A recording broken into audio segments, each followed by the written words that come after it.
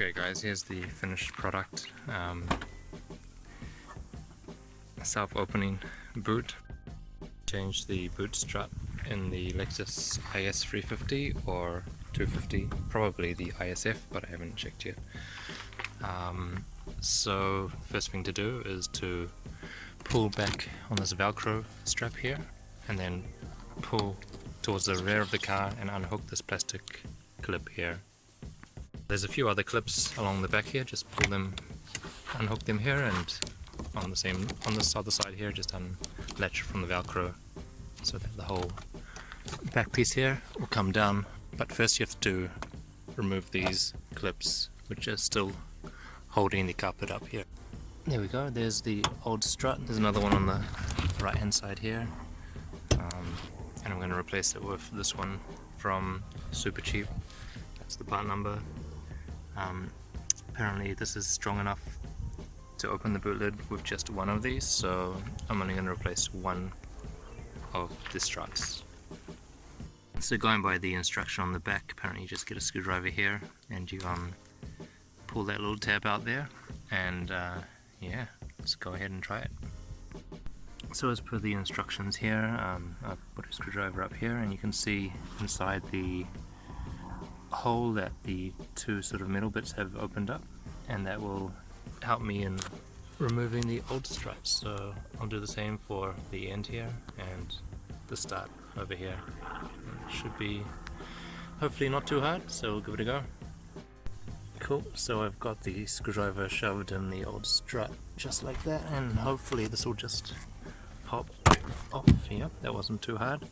I'll do the same for the other side, and yeah, wish me luck. Okay, so the back of the shock's actually a little bit different.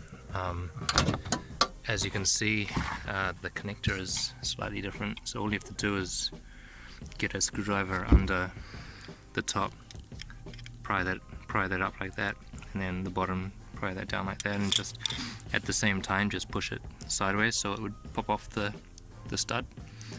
Wasn't too hard to do.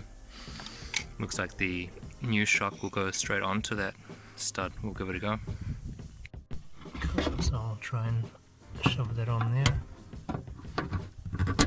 Yep, and then this side should hopefully pop on here, although I'm guessing I have to use two hands to get this side on because I'll probably need to compress it to get it on that ball. As you can see, there's sort of two different lengths.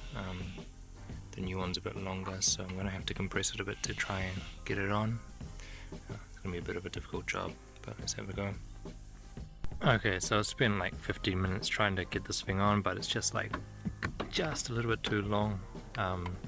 Like half a centimeter maybe. I've tried removing the two rubbers from the top here to give it, like just up in here there's some rubbers that you can remove, and they just help it go up like that extra sort of centimeter, but it's still not quite enough. So I'm going to try and remove this ball. There's like a 12mm nut on the back. I'm going to try and remove the whole thing, attach it to this, and then install it in the hole and see what happens. Cool, so I've got the ball removed, stuck it in there in the shock, and I'm going to try and install it back in the hole and see if I can get it in there without damaging the thread. Cool, so the nut's back on. The way I got this shock on this end was just to like close the lid and then like push it up as fast as possible, faster than the shock can rebound, and at the same time I just push the shock and the ball joint like through the hole. Now I was able to put the nut on, so yeah, bit of a mission, but got it on in the end. Okay guys, here's the finished product. Self-opening boot, but I do notice that it is kind of hard to pull down, and that it doesn't sit flush, so there's a couple of mil difference on that end while this one is flush. So yeah, I don't recommend this shock.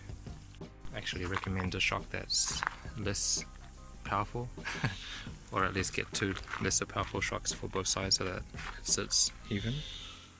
But yeah, that's how I install the shock. my Lexus IS350.